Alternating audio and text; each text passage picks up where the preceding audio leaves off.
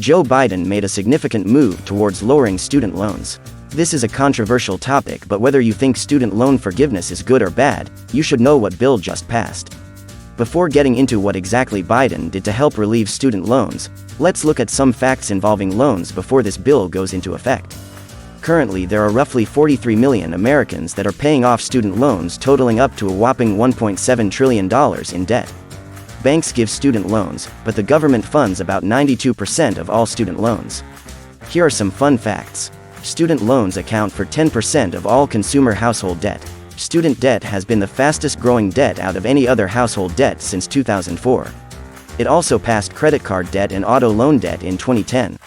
Student debt has nearly tripled since 2008, when the total outstanding debt was at $600 billion. This growth has vastly outpaced student growth, which has only risen by 2% a year, and 12% at the graduate level. Not only is student debt growing, but so is the median amount owed per individual. About 1/3 of adults under the age of 30 carry student loan debt, and 15% of all adults carry student loan debt. And lastly, about 70% of all college attendees require some form of student debt in order to attend.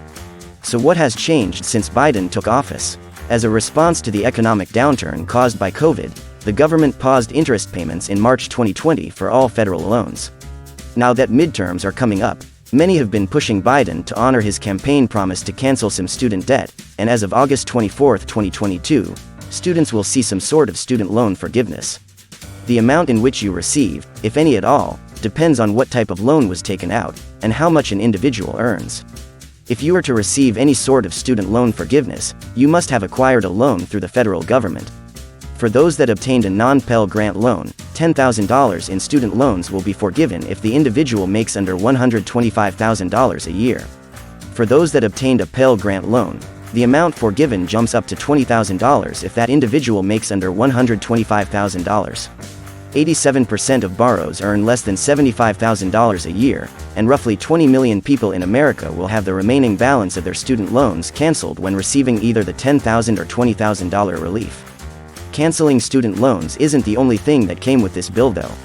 In addition to loan forgiveness, the loan system will be a lot easier to manage, as borrowers will only have to pay 5% of discretionary income. That's half of the 10% it used to be.